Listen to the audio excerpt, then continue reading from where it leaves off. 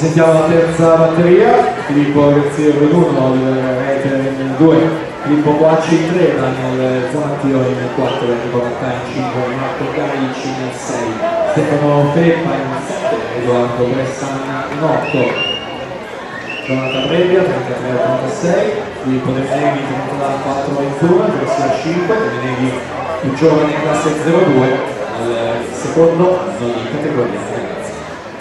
Jonathan Brebbia 11-15, 37-29, 6 secondi 50, Filippo De Meneghi 38-00, Edoardo Racconato 39-07.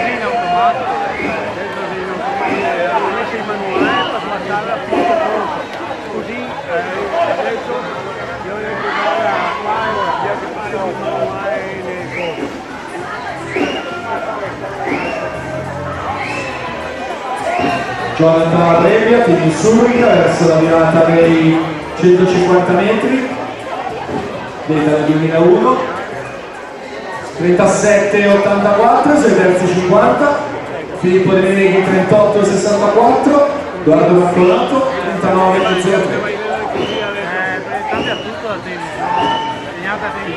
Marcolato Rossi a 3, che lui nel 2001 per la Sporting Club annuale.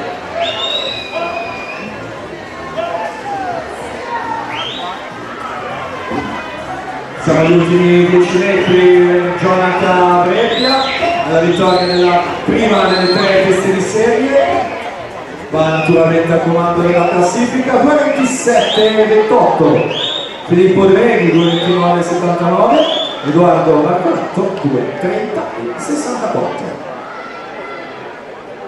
Alla partenza abbiamo la terza batteria.